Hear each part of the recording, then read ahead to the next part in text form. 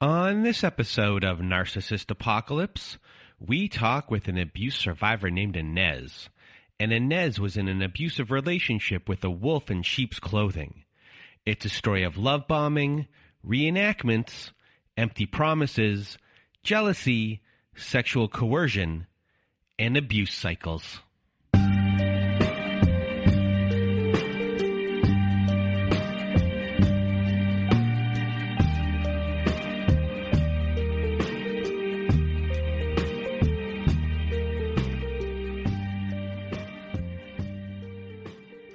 Welcome to Narcissist Apocalypse, everyone. I am Brandon Chadwick, and with me today we have Inez. How are you? I'm doing awesome, Brandon. How are you? I am doing well. Thank you for asking. And if you want to be a guest like Inez is today, please do go to our website at narcissistapocalypse.com. Top of the page, there's a button that says guest form. When you click on that button, it takes you to our guest form page. And there you can read all of our instructions and either send us an email at narcissistapocalypse@gmail.com or fill out our guest form and press the submit button. And please do send it in the format that we ask for. And there is a content warning for this episode as we discuss animal abuse in this episode, as well as sexual coercion in this episode. It is a graphic description of sexual coercion, and the animal abuse happens earlier on in this episode when discussing her life in her family with her father. And the sexual coercion you will hear later on. When Inez gets to specific types of abuses, she'll actually be calling out that there is a section that is about sex as a whole, and there you know kind of this is what you're about to hear. So that is our content warning for this episode. And today's episode is a little different. It is conventional in some ways, but then unconventional in an other way. It's not easy for everyone to tell a story in a linear fashion. It's hard to figure out what stories there are to tell. So part of Inez's story today is kind of going to be done in this like textbook kind of format. And you'll understand more when you hear it. And Inez has helped reshape our show in a lot of ways, coming up with this kind of format here to give a framework for other people who might have difficulty telling their stories. And this is Inez's second time talking with me, as we tried a recording earlier and it just wasn't working. And we found a framework that worked for her. And I'm very, very thankful that she came back to record for a second time, and that we now have this as an example for everyone who is listening and wants to tell their story and has a difficult time figuring out where to begin and what stories to tell. So a big thank you to Inez for being here today. So I'm just now going to get out of my way and your way. Inez, the floor is now yours. Well, thank you, Brandon, for giving me a second chance. So Brandon and I recorded a week ago, and the only way I can describe the recording process is I sort of went off into the weeds of the pond and got really lost. And then afterwards realized I didn't represent my story or myself very well. And thanks to you, Brandon, you brought me back into the body of water. And so I have prepared today to hopefully be a little bit more organized. But I wanted to share, I think I know why it was hard, which I think a lot of your listeners will resonate with. When you grew up in a home where you were not validated and you were taught like your feelings didn't matter, your voice didn't matter, there is an incredible amount of anxiety when you tell your story or share your feelings, especially when you're monologuing on Zoom, because there was no feedback. There was no, I understand what you're saying. So the nature of the recording process made it very difficult for me to stay in my centered self, if that makes sense. So I'm going to look at you and pause throughout this process so I remember I'm talking to a human. Do you want me to give you some I know what you're sayings? I would actually love that, but it would really help me if there is some reflective listening because of the anxiety that I carry as an undercurrent of, the chatter sounds like this. Maybe I'm the narcissist. How dare I talk bad about someone? I'm not being fair in my representation of them, right? So the reason why I don't do any of those things is, I try to be as out of the way as possible. And because early on when doing the show, whenever I did interrupt, it threw people off because they had the way that they were going to be doing things. So I tried not to do that. And as time goes on, we went from flying blind to getting people more prepared. And then with recording on yours, it was partly flying blind for me. I knew a general kind of stuff, but I was flying blind. So if I didn't know where you were going, I didn't know if you knew where you were going. Right. And therefore I wasn't going to fully get in there because I didn't want to throw you off because I knew you were nervous already. Yeah, that makes a lot of sense.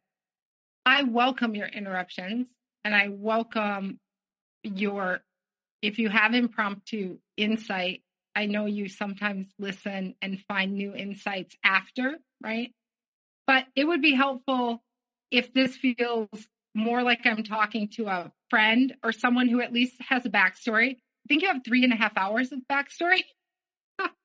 Some of it is very weedy and messy and circular, but at least I feel like I'm talking to someone who has the outline.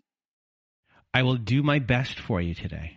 Thank you. Do I leave all of that in? We'll find out. So here's my prompt for you. Thank you for, taking the time and going back and doing notes. I hope I wasn't too harsh. I hope that you feel safe doing this, and I will try to be the safest as I can be while also trying to do my job. But Inez, let's start off your story. Tell us about your family. I grew up with two parents that are survivors, but very wounded people. And because I grew up in a national park in the United States, it was very physically isolated. And I was thinking about my family and how they sort of created their own little island in the woods. So my dad was one of 4 kids and raised by a father who thought it was okay to lock him in the cellar because he was afraid of the dark, or put a dunce cap on him and have him walk around the neighborhood with a sign that said, "I've been a bad boy." My grandfather also was physically abusive to my grandma, and according to family lore, this is so hard to say, but killed puppies in front of the kids by swinging them on a pole. So this gives you an idea of where my father came from. And then he enlisted in Vietnam. My mother was raised by a single mother in the 50s, which was sort of counterculture. And at one point, I think they were homeless. So my grandmother was abandoned by her mother, which is important as you understand the generational trauma I'm going to outline today. My grandma was kind, but showed no emotion. And my mother was the only child until my grandma remarried, and then they had a baby. And that baby, my aunt, was the favorite.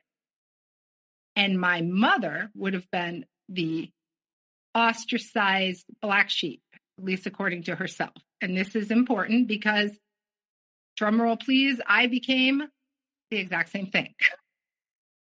So my parents had 2 girls. I'm the oldest of 2. My sister's 18 months younger.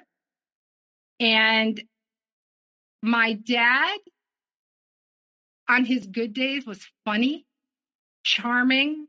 Like, he never actually moved beyond being 12 years old. He would stick his fingers in our food. He was like a big kid.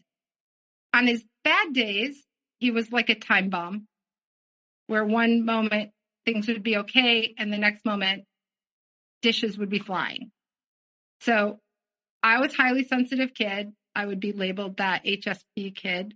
And I was in a constant state of fear, to the point I would put my dresser against my door when he came home from work. My mother was a school teacher, never wrong, I don't think, in her entire life. I've never heard her apologize nor admit wrong to anything. And my dad would leave a lot of weekends. This is important because it left my mother, my sister, and I alone in the woods. And when we were little, my sister was my playmate, and I think everything was okay. I think there was like solid attachment because we gave my mom what she needed emotionally. But as soon as adolescence hit, she started triangulating with my sister, where my sister was the golden child and I was the scapegoat. And I remember being really, really angry and hurt, but not understanding what was happening. It was just, I wasn't liked. And the only word, and it's so hard to feel it, is contempt that kind of comes to mind. My mom would say my name in this way that just sounded like utter disgust. So my sister was the pretty one. It's kind of like the Cinderella story. And I was a beautiful little girl, but not my mom's ideal. I was more muscular. I was very athletic. And my mom really, really valued being tiny. And my sister was very tiny. So this body theme today, when I talk about my most recent relationship, what I realize is being rejected for feeling like you're physically inadequate and there's absolutely nothing you can do to fix it is a completely powerless feeling. And it also creates a level of shame that, for me, it got pushed so deep, almost to the point I wouldn't have even been able to admit to myself that deep down I felt there was something wrong with me. But I carried this inside like I was never going to be enough. But I compensated for it, Brandon, by being valedictorian, and I did really well in school, and I went in the Peace Corps. And then I had about 8 years of doing really cool things like teaching at-risk kids in the woods, and I went to grad school. So I kind of looked on the surface like I was really, really confident and capable, but I deep inside felt unlovable because I wasn't physically enough. And I developed bulimia, which I think I would have passed the lie detector test if someone had asked me if I had bulimia, because I called it like situational bulimia. It's when I got emotionally overwhelmed. But the point is, I had to do something with the shame or have a coping mechanism to deal with what I call a fractured self. And I was thinking after our last attempt at recording that this disconnect between what I presented to the world and how I really deep down felt looked a lot like my family. Like my fractured self looked like my family of origin. On the surface, people would say, you are so lucky to have your parents. You know, your mom is teacher of the year, your dad is the funny guy, but behind closed doors, things were really different. I have, at that time, I know I'm smart. I know I'm capable. I can do anything I put my mind to. I went after every opportunity. So I've heard these stories with some of your guests before. There's one in particular, I forget her name. She was raised by two academics, and she had an eating disorder. And she ended up in a really awful relationship where, you know, the parents had to kind of intervene. She was Canadian. I remember this story because on one level, she was really successful, right? You see this as a theme. If anyone had looked at me, they would have said, this is a badass leader who has so much confidence. But not with intimate relationships. And that's that unexamined wound is why I ended up in these serial I call them narcissistic or abusive relationships. It's because I wasn't yet able to look at that deep wound of not enoughness because I compensated for it. You've asked a lot of guests too, what were your coping mechanisms during this time? I think our projected protective self can be a way that we deal with feeling insecure. Does that make sense? Yes, to me, but explain it further. I guess my assumption would be that you are this, boss person in real life.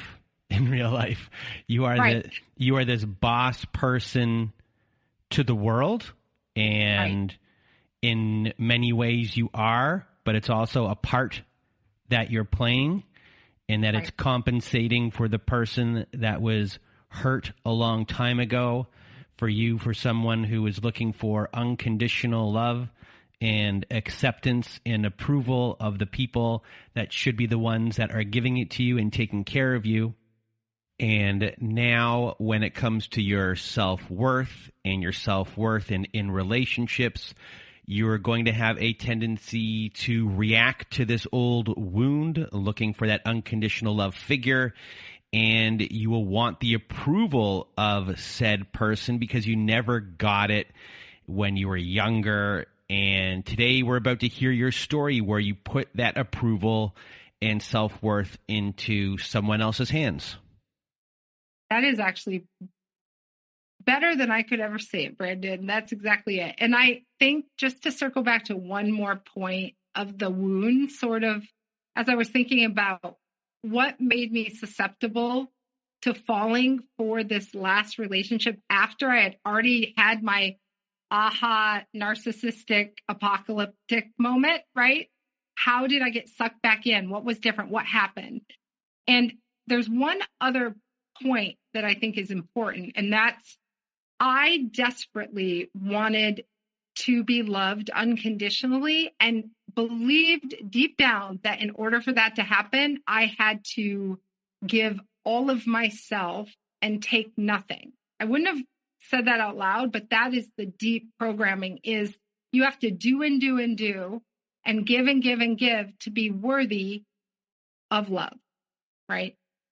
And my whole life has sort of been defined by that. I feel guilty when I charge my clients. I feel guilty if someone gives me something. Guilt was currency in my family growing up, and it was wielded as a weapon. And also the expectation that you are a burden if you share your feelings, and you're not supposed to be a burden to other people. And my grandparents, Brandon, would give us presents, and my mom would say, they shouldn't have done that for you. I mean, it was like shame was just slathered on us. And my sister went the opposite way, but we're not going to talk about that. I have felt guilty my whole life. If someone gives me a present, I feel like I need to give them 10 back. But I'm working on it. So Inez just mentioned that she already had this aha narcissist moment in the past. And that's because Inez was married for 8 years to a covert abuser with whom she had 2 sons with, and there was post-separation abuse there as well. And then 5 years after that, Inez had another covert abuse relationship where it imploded, and that's when Inez began to research narcissism and realized that this was textbook. There was love bombing, devaluing, and discarding. So Inez really thought that she had everything figured out after that, and she really didn't have the full picture. So today's story is partly about Inez realizing that there are these reenactments going on from her childhood, and there's also the story here of her most recent abusive relationship. So Inez, we've already discussed a lot about your own self. So let's now talk about the abuser that you had a relationship with. So where did you two meet for the first time? All right. So I met a guy in 2018 online, and he would show up for our dates in an Uber. I wasn't sure if he was married. I say that facetiously because there was no data points that connected this man to real life. He was just fun. We went dancing. We went to a couple concerts. And I didn't learn a lot of intimate information about him because he didn't want to share anything. So I said, hey, I've met someone else that I want to date. And he was really kind and said, let's stay in touch. Well, he stayed in touch for 3.5 years and then said, hey, I'm going to be in your area. Do you want to get together? And he showed up 3.5 years later at a barbecue, 2022, post-COVID, that I was having for some friends. And at this point, I had sworn off dating because I was so hypervigilant and afraid. And he shows up, and from that barbecue, Brandon, big grin. I don't know how to describe this guy. He's 52, looks 40. He's ripped. He was a former wrestler. He has a smile that makes him look like a Boy Scout, right? He had a flannel plaid shirt on that happened to match mine, which I thought was really weird, and a baseball cap. And he was helpful at my barbecue, and he was just a really loving presence. My friends liked him. They're like, who is this guy? Like, he's some guy I met 3.5 years ago. And my best friend from college, who is from the Midwest, was here. This, I don't know what to call him. The narc is from the Midwest. This is important because there is a cultural connectivity I have with people from the Midwest. I was a college athlete. My best friend was a college athlete. And he was a college athlete, all in the same Big Ten conference. Okay. So there's a sense of familiarity that is established early on because he is from our college conference, right? I was very cautious at the barbecue of being attracted to him and also being like, I don't want to get into something right now. So the barbecue ends and he leaves and he starts texting me, but I was leaving for the East Coast to go see my family. And while I was visiting my family, I did not text him back. And this is important to the story because remember, he's a Peter Pan. This is a guy who I saw as a total player, right? I'm still not taking him very seriously. And I'm with my family, which is sort of a pressurized environment. And I don't feel like texting, hey, how you doing? Right? So I come back after a week and I test positive for COVID. So now I'm like, I can't see you because I have COVID. And he sends me groceries to my door. Now, no one knew I had COVID but my kids. And I was really, really grateful and touched by this gesture, enough so that I agreed to go out with him. And I had not, this is going to be hard for me to talk about the sexual component, but I need to. I had not had sex in 3.5 years, right? Or since the end of 2019. Nothing. I mean, except, and I felt vulnerable. Being physically intimate brings up a lot of feelings of vulnerability, especially when you are kind of out of the game, right? And his version of love bombing was he knew my wound. He came in and said, you take care of everyone. I want to take care of you. Wound number 1, I take care of everyone. And he knew what to say. Wound number 2, I want to feel desired. And he had the ability to see, I think, my vulnerability in that I felt insecure in myself. I remember I was biting my nails on our first date, and he said, I love that you're biting your nails. He kind of took joy in my anxiety. And I remember it made me uncomfortable, but he turned on full throttle the I want you. You are the most beautiful woman I have ever laid hands on. I mean, it's comical to say it out loud, but in the moment, like, I really believed him, right? He would say things over and over like a script. And I remember I had a feeling in my body like, this feels really scripted, right? This feels really like brainwashing because you're saying the same things over and over like you're reading a sticky note. But he would say, I want to marry you. You're the most beautiful woman, blah, blah, blah. All of that would have meant nothing to me. I would have ran for the hills. But right before all of this got turned on, he opened up to me. And he opened up about how he was abused and how he overcame that abuse and how he forgave his parents. And so now I have this person in front of me who's been through horrendous abuse. And he's overcome it. And he's not just overcome it, he's forgiven the people who abused him. And in the process, you start to see him as this person who has empathy for people. And that could be, couldn't be further from the truth, but you just don't know it yet. Exactly. And I'm so glad you said that, Brandon, because I think the marker I kept going back to is I thought this man has empathy. Like he's got empathy for his dad's struggles and why his dad was horrific to him. And he's got empathy for his mom. And he would say, my mom is a business owner and she does everything. She's a workaholic. And I have so much respect for my mom. And he seemed to be, there's 4 kids, none of the kids married. So this is where I have trouble telling the story linearly because it's informed by the fact I've met his parents and I saw that his mother has no feelings and no opinions and no right to do anything other than serve his father. Like it's like a swarm of bees. There's 4 kids. My narc is one of them. All 4 children over 45, never married.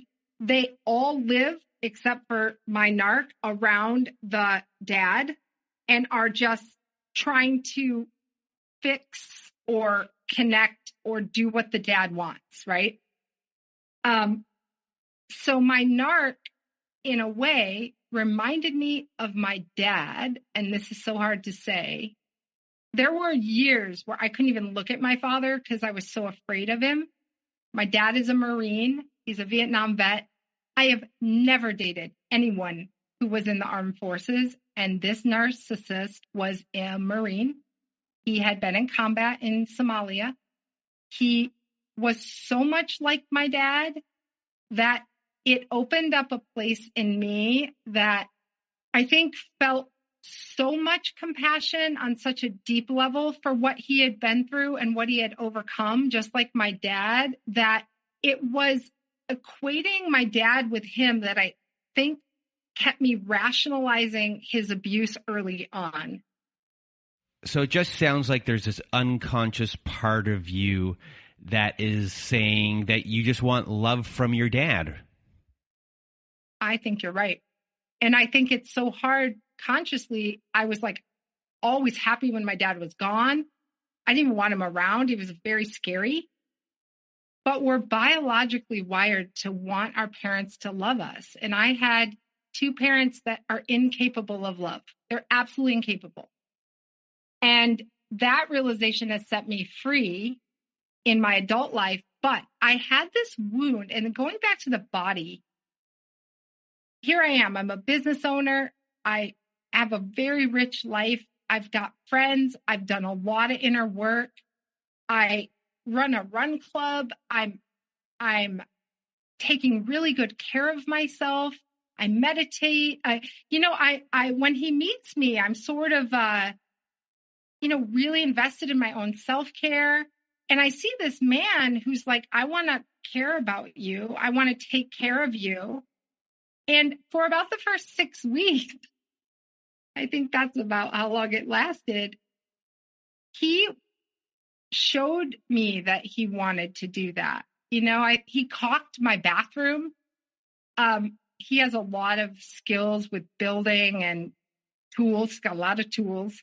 And I was so moved. I felt so bad because I feel guilty, but I was so grateful. And then I'd make him steak dinners, and I would, I tried to pay attention and get him things that he needed. And I thought, wow, this could really be a relationship where each person gives 100%, which is what I've always wanted. Not meet in the middle, but I want to give all of myself and be with someone who wants the same. And then he started talking about, I'm going to marry you. I've been waiting for you since 2018, which was comical and also made me a little what do you mean? You've been texting me what's up? Or I'm in Hawaii. How are you? That's not chasing someone. That's low hanging fruit. So it became kind of a running joke, but he would say, you're my favorite person in the whole world. Now, Brandon, I cannot tell you how many times he said these things. It was like brainwashing. I think many people get love bombed in different ways. He wasn't super generous with gifts. There weren't lavish gifts, but he was honed in energetically, sexually, and then also verbally, just making all these promises, all this future faking. He basically said all the right things. And I remember thinking, well, we'll see if actions match the words. But I got addicted, I think, to the high beams. I think of high beams and low beams, his high beams were on, right? And I felt really desired. I felt beautiful. I felt wanted. I felt like there was hope for my future. I also felt an immense amount of, I'm careful with the word pity and compassion. Pity has a power differential, meaning when you pity someone, you actually think you're better than them. But because I had more psychological education, I did feel this element of I was responsible for helping him learn to communicate or solve problems. And that is important because I ended up stepping into this caregiver role that I didn't sign up for. It involved, when we hung out, because I have 2 kids, he lived 2 hours away. He would come here over 50% of the time, and I would make dinners. I would do things that he would praise. He really appreciated them. The feedback loop was, no one has ever cooked for me before. There was a lot of no one has ever done this for me before. And infused victimhood, he, as a wrestler, was put on his first diet at 9, and he couldn't tell me what he was fed when he was a little boy. And I love to feed people. That's a love language. So I also felt bad for him that he wasn't cared for, right? And this is important because that's my maternal, very maternal instincts, right? I want to feed him. I want to make sure he has, clean clothes. And it wasn't completely caregiving because we had this very mutual sexual relationship. But as the relationship progressed, I slipped more and more into feeling responsible for his feelings, his food, his well-being, and he did less and less and less. It's almost like there was a point where the roles, what he said he was going to be, became me. So you've painted a really good picture of who he is, who we're about to hear about, and also all of your inner workings and everything that is going to run you and how it's all going to get intertwined here, and you're going to be ping-ponging off of a lot of stuff. So when does, in your mind, the abuse begin, or at least where you really start to notice that this is what has just happened? You gave me this idea. I want to set the stage when the abuse starts as this analogy, which I got from someone I can't quote, I think on Reddit. if you and I sat down to play checkers every morning and we're playing checkers and we're having fun, and then one day I sit down and there's different colored checkers on the board, right? And now maybe you are doing moves that aren't like, you don't usually play them in checkers, right? And I'm like confused, like, what game are we playing? And then maybe the next day there's a different board completely. And then maybe that happens a few more times. And then one morning I get up and it's the normal checkerboard. And you're like, good morning, we're playing checkers. When I try to make sense of what happened, I'm prefacing it with, I was in a relationship with the intention of connection and building a meaningful long-term relationship. I believe his objective was weaken my opponent, increase my control. For people listening, I think this is where people get stuck. When you are not an abuser, you do not understand that the goal of the game is power and control. So I want to set up the stage with, I'm playing checkers. I believe I'm in this relationship to build connection and improve our communication and make future plans. And he is going to try to drain my life energy out of me so he can wield control over me. Okay? So there is a cycle that happened over and over and over. And what it was is, I'm going to test a boundary. I'm going to see how she reacts. And then I'm going to either change my strategy or I'm going to go, oh, this worked. Let me intensify it. So the first thing he tried early on was he disappeared. We had been talking every single day. And then all of a sudden he was out of sight, out of range. And then I got a text sometime late at night that was like, I'm going to bed. Hope you had a good day. Anyone listening who's been in a love bombing phase where you are in constant communication and then someone is just off the radar, it sounds small, but it is completely disorienting. Now, my reaction to that, because it was early and I wasn't fully hooked, was, oh, no, you didn't. And I was like, I'm not doing this again. And I said, hey, I'm going to go away with my kids for a few days. We're going to go camping. I'm going to be off the grid. I'm going to reach out when I get back. So if you think of this as he is testing a boundary, and I'm basically like, I'm not going to tolerate this. He never did that again, right? So that's an abuse tactic that didn't work and that he never did again. But now you're going to tell us about the ones that did. And for everyone who is listening, each tactic will have its own linear story, and then we will move on to the next tactic. And then this will be followed by 3 different types of abuse cycles that Inez endured. So Inez, start off with the first abuse tactic, which is praised put-downs. So the first behavior is the use of verbal praise to hook me in, and then its progression into subtle put downs.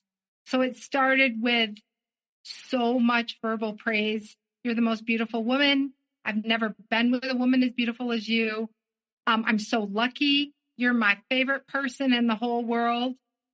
I want to marry you. That's a future promise, but it was constant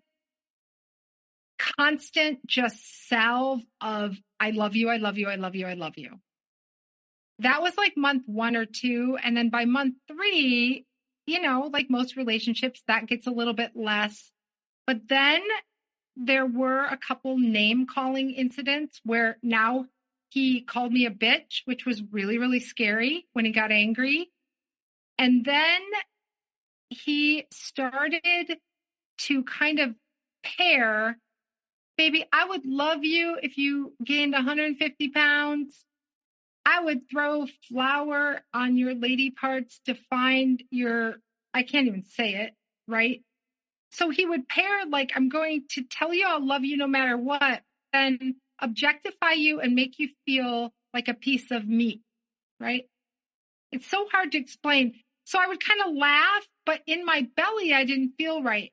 Then he would take photographs that were unflattering And we laughed a lot, and he'd blow them up. All the photographs were of me, not of him. And we would laugh so hard at this. I remember one picture he took in the airplane, and my arm was on wide angle. It looked wider than my head. And I was laughing at myself, and he was laughing. And then there'd be another picture, and I didn't want to laugh so much. Like it kind of, there was an ouch, because he was actually making fun of me, but in a way where I couldn't quite call it out as mean. And this is what my dad did as well. And then towards the end of the relationship, there was very little verbal praise. It was like intermittent, but then it would be followed by like no words. And when you have been told that you're loved and you're wanted, and then there's desert, you feel the withdrawal of the, like, what happened to you loving me? Now you're looking at me like you don't care, right? And that is a weapon. So the last part of the verbal praise is he would use praise with warnings, like instructions. Like, we were out to dinner and there was an issue at his property that he rents out with someone who was staying in his Airbnb. And I said, well, should we go? We don't want to make them upset. We want to make sure their issues are taken care of. And he said, I'm so glad you said that, because if you weren't like that, we probably wouldn't be together. So there were a lot of instances where he would say, thank you for being this way. And if you weren't this way, I wouldn't tolerate it. And it was an instruction manual. And because I'm highly sensitive, I internalized everything, including early on when he told me a story about his ex-girlfriend not bringing him breakfast when he was sleeping and they were staying at a hotel. Breakfast is for a set amount of time. And he was just so upset that she would bring breakfast up for herself and not for him. That was also part of his instruction. Every story he told me about what his exes did or didn't do was internalized as something I needed to download and then listen to, if that makes sense. And so the next behavior I mapped out is, it started off, I've been chasing you since 2018. I want to marry you. We're going to live in a tiny house. We're going to go back to Hawaii. There was a lot of talk about the big future. But because my life is so busy, when I think of future faking, it's also on a micro level. It could be we're sitting and watching TV and he says, I'm going to give you a full body massage. I'm going to give you a massage. But then he would never actually initiate giving me a massage. And given my personality and a lot of my wounds, I'm not going to say, where's my massage? I consider these future faking microaggressions where he would promise something in the moment and then not follow through. And I, at the time, rationalized it, but now I believe with 100% certainty, it was deliberate and that he actually got off on the disappointment, which is so hard for me to understand, but he got off on saying he was going to do something and then watching me sort of struggle, because it's all about control, when he wouldn't do it. I asked him, I said, hey, I'd like to go on a date once a month, because I always was just sort of cooking, and he was always just at my house when we hung out, or we were doing work projects at his house. And I said, I'd like to go on like one date a month. And he's like, yes, yes, yes. But he never planned a date or did anything to follow through with that request. And I said it multiple times. So when I think of future faking, I think of also someone who's pretending to be someone they're not. And they're promising like, hey, he said for a year, I can fix your bathroom light. And he never fixed my bathroom light. That sounds irrelevant, but when there's 100 examples of that, you start to realize that you were hope is the snare. Like I was snared by the hope that he was going to be who he said he was going to be, not who he was showing up to be. So then you have that cognitive dissonance, right? So the future faking, I think it's much more about the micro future. And then the next behavior is invoking compassion to guilting. And I put these together because guilt and compassion for me are really, it's a dance. So I have a lot of compassion, and I also have a lot of guilt that comes from like white privilege, right? And it's linked to the compassion I have for people who weren't as privileged. He initially was just invoking my compassion by saying my life was so hard, but I forgive my parents. And he was making my heart sort of open and bleed for him. We had gotten back from a trip. It was Thanksgiving, and I desperately needed time to do my work. I own a business. I was exhausted. And he said, well, I really shouldn't be alone on holidays. In the past, you know, I have gone to a hotel just to be around people, and I haven't always made the best decisions. So there was sort of like this veiled threat of either he was going to binge drink or God knows what else. I didn't ask. But this guilting of like, I really shouldn't be alone on the holidays. So I remember Thanksgiving, I said, well, I'll make it happen. Come. And I made Thanksgiving dinner, and we had Thanksgiving, and I had a great time, but I had no downtime. So the guilting started with like, you're responsible for my well-being. And then it became like, you can't leave me. Everyone leaves me.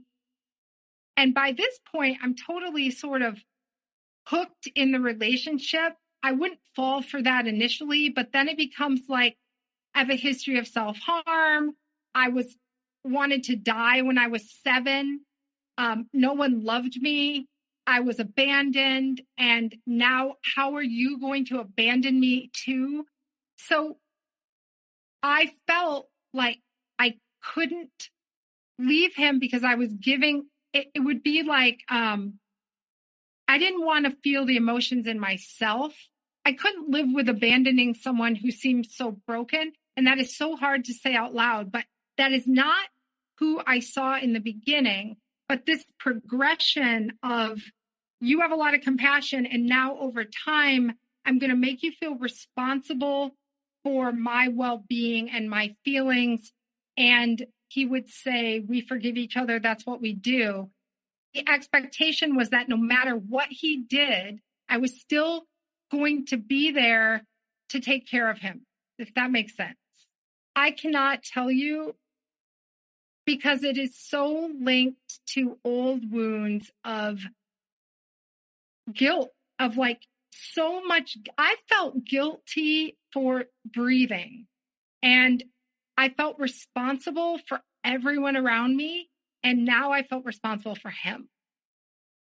And I felt like I couldn't leave the I'm going to be hyperbolic, but the PTSD recovered Marine Corps veteran who was basically beaten by his wrestling coach father and told he wasn't wanted. How was I going to now abandon him? So by this point in the relationship, I am fully paralyzed. I feel paralyzed. You know, when you're in abuse and you're being abused and you're being ripped apart in one way and you desperately want to leave, and then you have someone who's giving you this type of guilt where they're putting their life in your hands for someone like you. As I said, it's ripping you apart. Like it's, you know, he is tearing you in half. Exactly. And at this point, like I feel immense, right? I love this person. This person I'm like, I would do anything for them. Anything. I would I love hard. I love my people hard.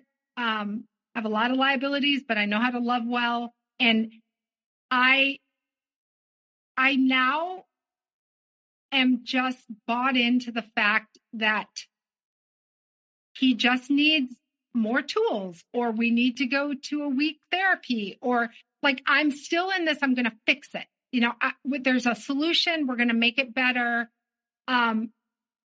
Because as I get to the next behavior, there were some other things going on with the intermittent reinforcement where I got just enough oxygen. I think of like scuba diving. Like I got just enough oxygen that I could be like, all right, let's go. We can do this. So the big behavior that I think did the most damage was the first lie he told. He admitted to lying and kind of laughed about it. I don't know how many lies he told. I think the entire relationship was marked by lies. I have no idea how many, but I know now that a through line was he was lying about everything. He said he owned his home. He didn't own his home. His parents owned it. He said X about his criminal record. His criminal record, I now know, was like 10 times worse, right? He said he had all these great friends. I met one of them. I never saw any of them, right? There was such a disconnect between what he was telling me and I think who he really was. I think he lied to himself, but the gaslighting over time of like, that didn't happen. I don't know what you're talking about. I remember I read him a quote on gaslighting and he said, well, that sounds a little extreme. That was his response. Like, that seems a little intense about the power of gaslighting to hurt people. Because I've been gaslit my entire life and told that what I'm experiencing isn't real, it is really hard for me to root myself and trust myself because I'm always giving other people the benefit of the doubt. I think a lot of your listeners probably can identify with that. So the only thing to say about that behavior is it intensified and the lying went from excuses to like contrived, made up stories so he could get out of situations. And the only reason I'm able to know I was gaslit is at the very end, which we'll get to, he decided to admit to me he was taking a medication that he had denied he had been taking. It's a medication for sleep that's also used to treat bipolar disorder. It's called Seroquel. And when he admitted this to me, which he had lied about, he admitted to like 5 other lies when I asked him. And Brandon, I didn't want to ask him any other lies because at that point I was so angry because I was right and I hadn't trusted my gut, and also trying to orientate myself like, what am I going to do? This is in the very end. And he completely changed his personality. So I think what would have happened is he was going to discard me, right? For sure. He had dropped the mask. He stopped pretending and he was an asshole. The end, like the last 3 weeks, I'm sure a discard was coming. I just pulled the plug first. So the next behavior, the only other one I really want to talk about, because the mirroring is kind of self-explanatory. Over time, he went from mirroring my energy and my love to his mask slipping. And I remember once we were talking and I was asking him questions and he's like, I didn't say you could ask me follow-up questions. And it was like he was possessed by a demon. I had never seen this part of him. It would come out like a pimple bursting. Like there was all this anger under this like bright, shiny smile. It actually was scary. So we came back from a trip and my lawyer, who shares a building with me, was confused by his car. What's important is my lawyer came out and was basically like, is this your vehicle? And he got aggressive, like a bulldog, physically aggressive, like came towards my lawyer, like verbally and physically. And that was the first time I went, oh shit, I knew this was here, but I've never seen it, right? And my lawyer, who's a very cool human, was just sort of like gray rock. This hiding of who he was, I think this is a theme for so many abusers. They have to pretend they are a sheep. They have to pretend they're kind. They have to pretend they care.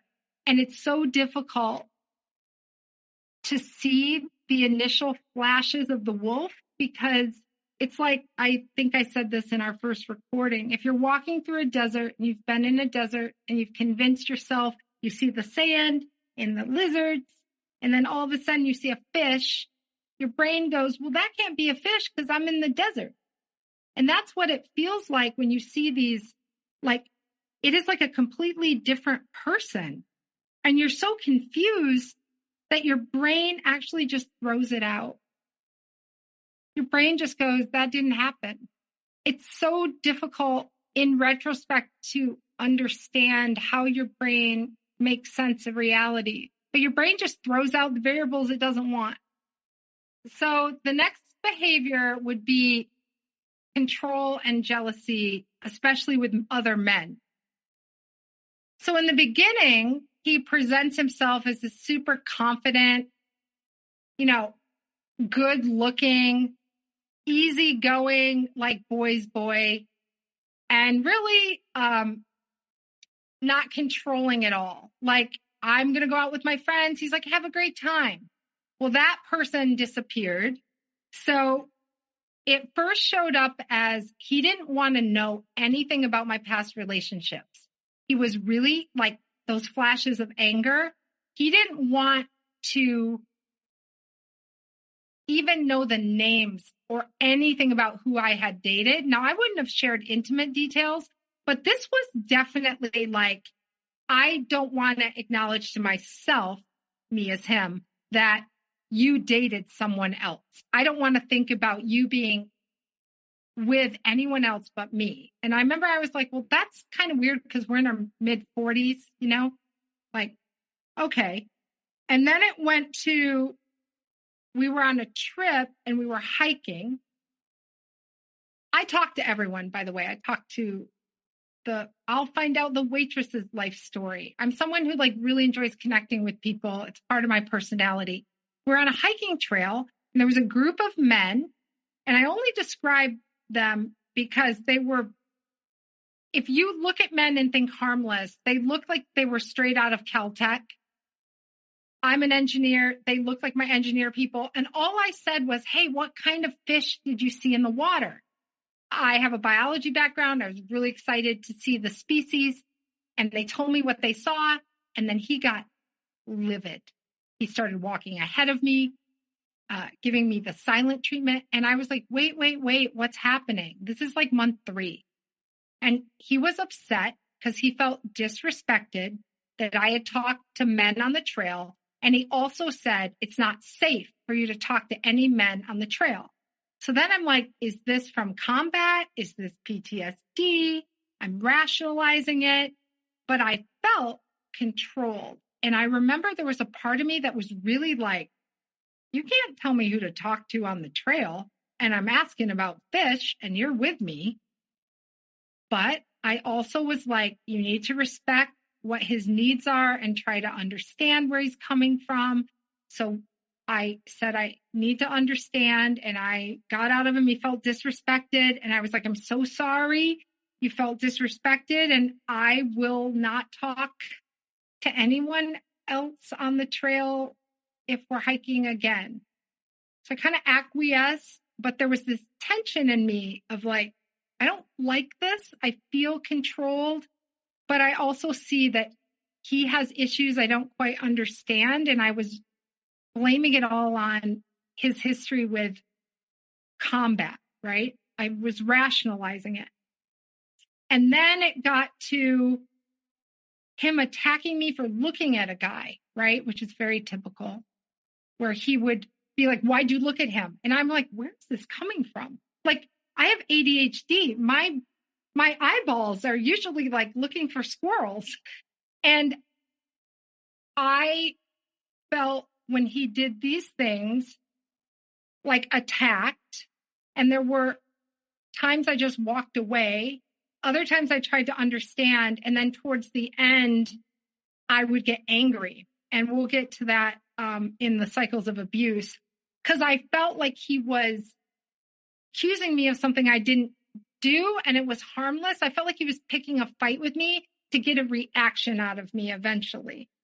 And then at the end, and I'm so embarrassed, but before the relationship ended, it went so far as to him instructing me that when we went to dinner, he was going to be upset if I looked at any man in the restaurant. I'm a fiercely independent female. To say this out loud makes me filled with shame and guilt because I was so at that point, love me, love me, love me, like little puppy at the door. Like, do I get an A? Do you approve of me? Have I done a good job? It literally makes me want to vomit. And I remember after that dinner, I was like, did I do a good job? Because there was a group of loud men across from us. And I tried so hard because he said, I don't feel loved and I don't feel paid attention to when you don't just look at me. I need you to just look at me or I feel unimportant. Well, what are you going to say to that, right? So I was like laser beam with my ADHD, which he knew I had, which means I have a tendency to look at lizards on the wall. I was so nervous. It felt like walking on eggshells, right? And then I was looking for his approval. And that makes me really nauseous to say out loud. It's like, how did I get here, right? How did I get here? So it's important to talk about my behavior. So part of the control is you have to weaken your opponent. So I went from taking time for myself, running every day, doing yoga, meditation. I need a lot of downtime as an introvert. And one of the ways I know that he kept me hooked is there was no time. So he started wanting to talk to me every night. So for, quote, my benefit, so that I didn't worry about him drinking, right? So then my evenings, which are normally my time to process and decompress, are with him. I now was less sleep, way less sleep. I was emotionally exhausted from the cycles of abuse, which I'll get to next. And I started to physically deplete. I was drinking more alcohol to deal with the anxiety. Not a positive habit, but it's what I was doing. And I feel like I was a deflating balloon, right? Like all of the care that I had put into myself, my business suffered. I missed clients because I was sick or emotionally distraught. It was like my energy sources were depleting, and ironically, his were increasing, right?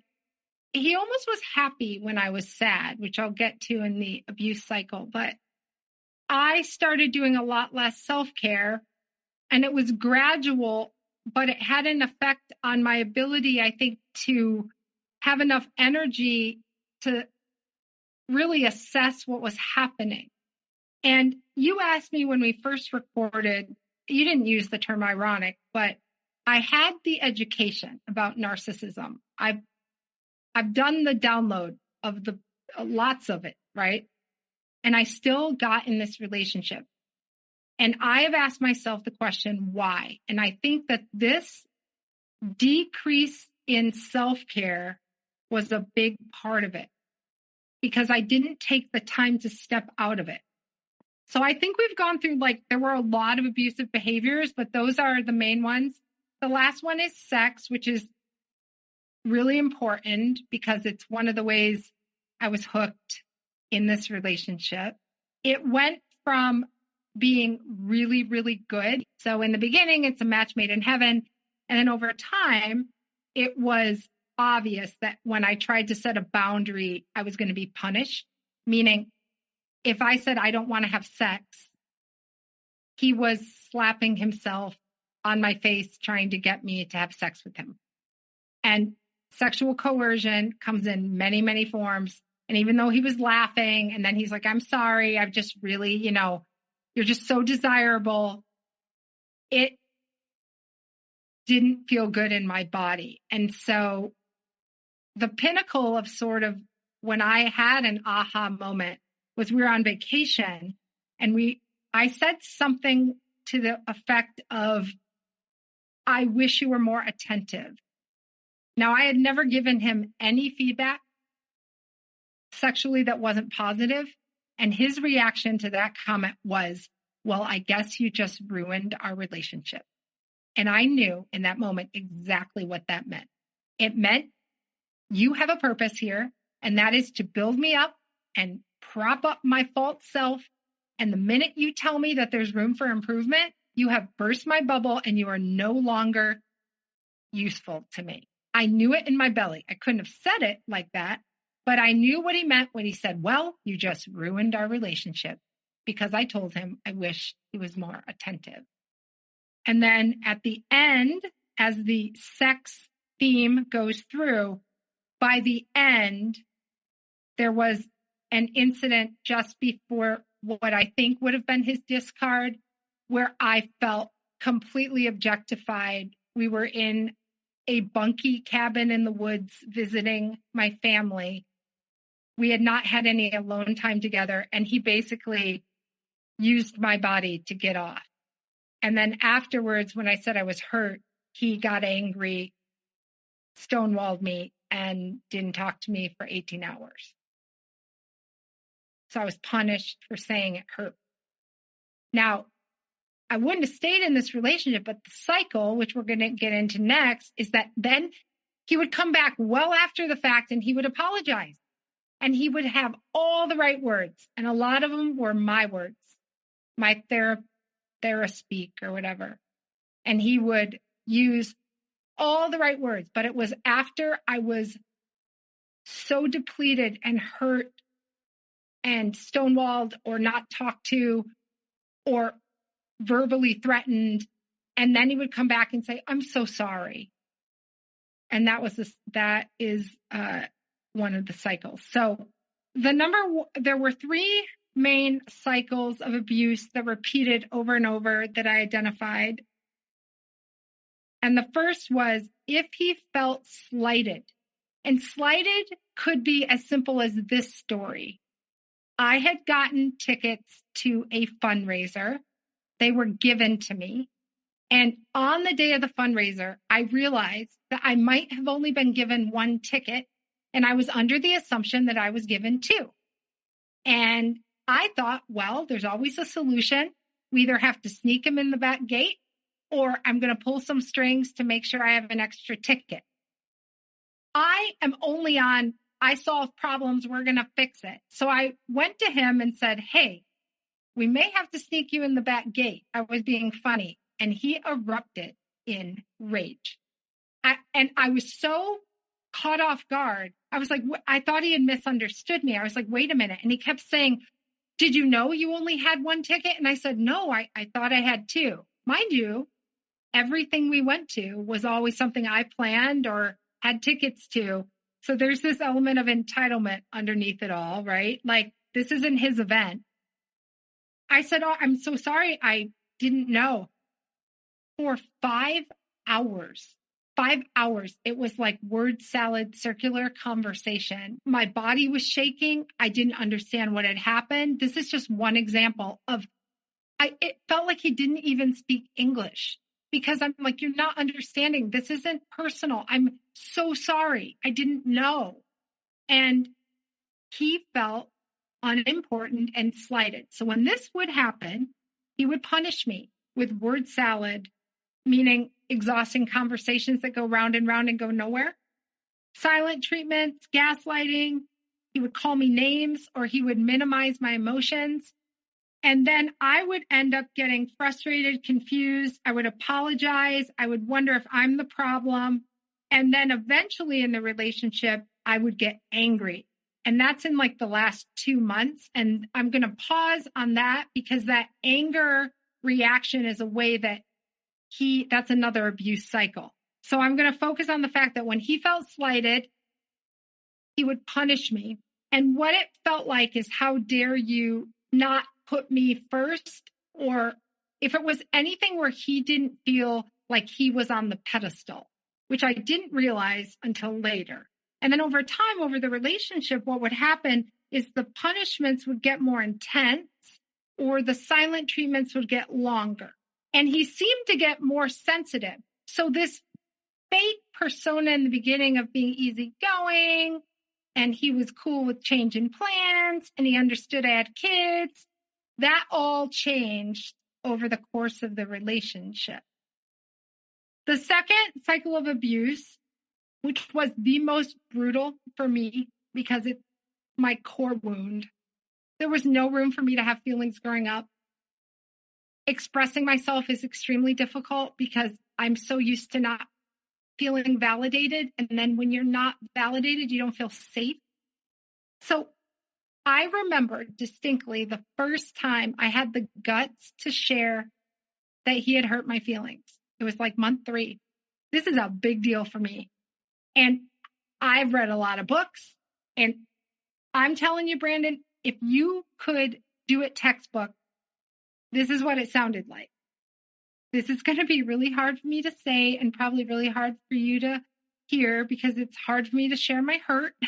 I mean, that tone, no accusatory, no anger, just like, I got to tell you that this hurt my feelings. And his reaction was basically, fuck you, bitch, right? Silent treatment, stonewall. There was a premiere we were supposed to go to. He called me a bitch, hung up the phone, went to the premiere, and dropped off the radar overnight. And it was because I said I was hurt. His mother, when I was with his mom and dad, said to me in the kitchen, I don't get upset. What good is it going to do? His mother had completely given up having a feeling, voicing an opinion, voicing a concern. She says, I don't get upset. What good is it going to do? I feel like I was being trained to be exactly like his mother. And there were a lot of verbal sort of cues along the way that support that. But basically, I was being taught that if I showed a feeling that didn't agree with how he was feeling, it was not going to be okay. And then the next time I learned, is it really that important that I share a feeling? Probably not. And that was what happened over the course of the relationship. It became much more like, just suck it up. Just like, be resilient, make the best of it. Like, it's not worth it, you know. But then I got small. I got really smaller. And the third cycle of abuse, there are many, but these are like the 3 that I'm hoping someone will go, oh, that helps me put words to what was happening. And this is so hard to understand. He was a impulsive adrenaline junkie. I think if he got bored or felt small in some other area of his life and wanted to like feel powerful, exert control, he would bait me. And he would bait me with either bad behavior and see how I react and then get off on my reaction. Or it became later, I'm going to bait you in public. I'm going to say something that's going to upset you. And I'm going to stand back, hold my arms, and watch how you react. Because that cycle of abuse is, I would be so focused on my shame on how I reacted that I would end up apologizing for my reaction, feeling so bad about getting angry, and completely forget what happened initially. And this culminated in like the 7th month of our relationship. We were on a trip and I had a trauma response. I started like a run, like I needed to run and get away. And I don't even remember because it was a trauma response. But afterwards, what I do remember is crying for 12 hours and just blaming myself that I have more trauma work to do. And I'm so sorry. So the script got completely inverted. I can't even tell you what he did because he did it so often, whether it was accusing me of something I didn't do or belittling me or exerting control. The script became, I was right back into saying I'm the problem. And over time, that is where, if I had stayed in this relationship, I think it would have killed me. because I was now buying into his version of reality that he wanted me to believe, which is I'm the problem. He's not the problem. And now the problem is my reaction. And I had an 8-year relationship like this with a pastor, which is not what this is about. But I know this cycle really well. I know that I'm going to poke you and I'm going to get off on the fact that I know how you're going to react. And I'm going to just step back and watch you completely lose your shit. And then I can go, I'm not the one who's having a problem. Right? It's so insidious. And I think it doesn't happen to all women, but for the women that it happens to, it's usually with these master manipulators who learn. They read you like a braille sheet. The last part, I think, is although I have a lot of shame about having had a relationship that had these abusive patterns, after sort of realizing and studying, thinking I was never going to do it again, right? I got out. I got out in month 11. It wasn't 4 years of my life. I didn't let the abuse escalate to the point I know in my body and my heart it would have. And I grew from this. It shed a big spotlight on some unexamined wounds in myself that I have not worked on. And it's only been 3 months since it ended, and I'm no contact for 3 months. He did try to gaslight me and send me things like, so glad we were brought back together, like kind of denying the breakup. And my neighbor said he was stalking me, like driving by my house. But I've had no contact with him. And I feel like it has invited me into a space where I have to do deeper level healing. So because it was an addiction, I know I was trauma bonded, right? Which I don't think I have to explain what that is. I knew from watching Guy Winch's podcast on how to heal a broken heart that this was an addiction. And if I looked at his Spotify and all of his I'm going to kill myself playlists, which I did in the first couple weeks, I knew that if I kept looking, because I'm not on social media, Spotify would have been the only place where I could see his like expression of anything to me. And he knew that, that I would just feed this addiction. So I started a run club, and this is an addiction. It's no different than any addiction. Social media, drugs, alcohol. I was trauma bonded.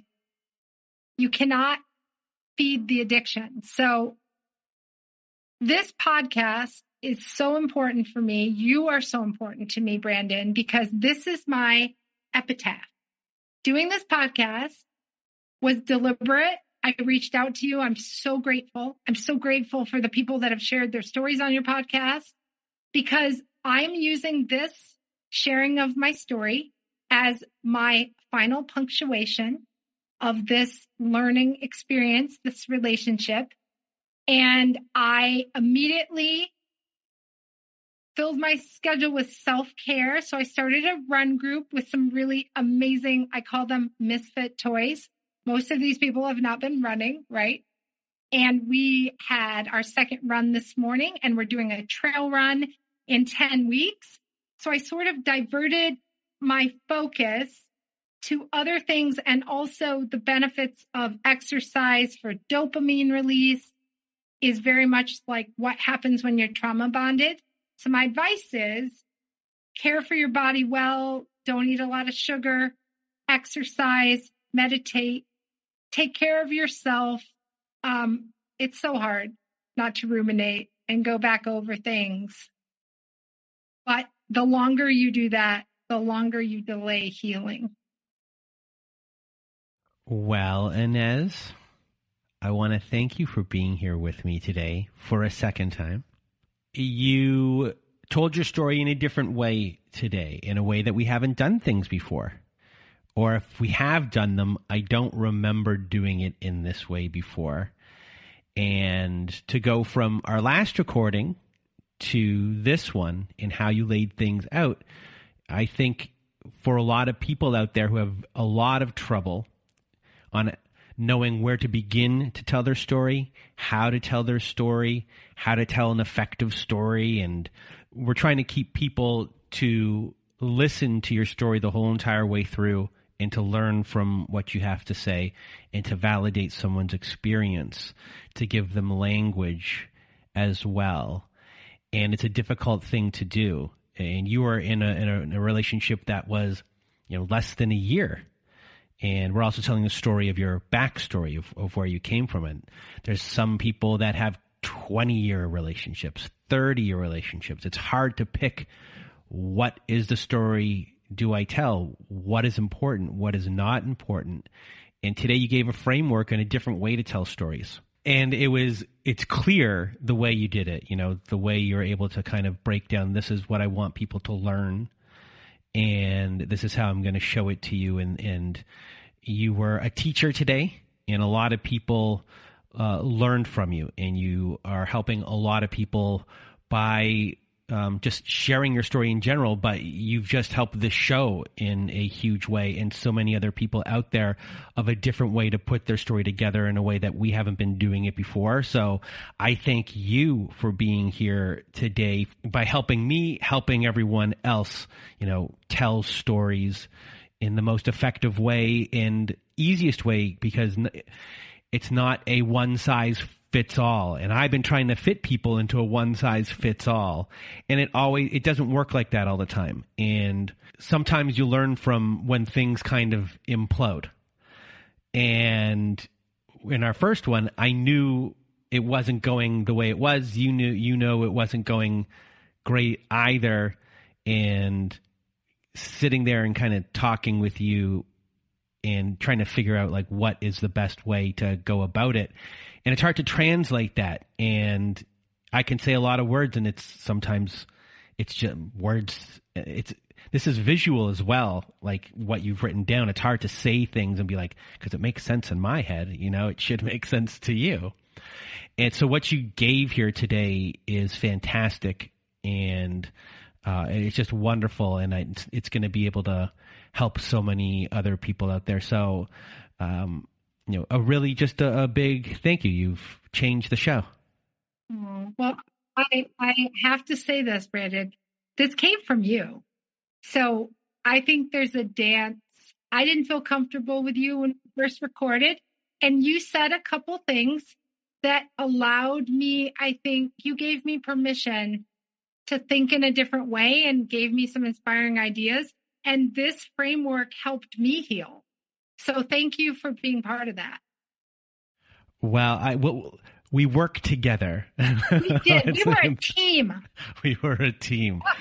No, but when we get to these points where it's very difficult for people to tell their stories. That's why I say at the end of most episodes, people don't understand how difficult it is to tell your story. And a lot of the times the ones that you hear on the show are the ones that understand it in my way of thinking. That doesn't mean that I understand your process or your way of thinking, and it's difficult. And, being able to take the time with you to, carve this out. I don't have a lot of time. I don't have a lot of extra time, and being able to do that with you was a good process for both of us to learn. Or at least it was for me. I'm putting words in your mouth. It was really life-giving, and I'm really, really grateful. I know I said it before. I'm so grateful for what you're doing, Brandon. You're really helping a lot of people. Well, Inez, thank you so much for those kind words. And if you want to be a guest like Inez was today, please do go to our website at narcissistapocalypse.com. Top of the page, there's a button that says guest form. When you click on that button, it takes you to our guest form page, and there you can read all of our instructions and either send us an email at narcissistapocalypse@gmail.com or fill out our guest form and press the submit button. And please do send it in the format that we ask for. And if you are someone that needs support, we here at Narcissist Apocalypse have a support group.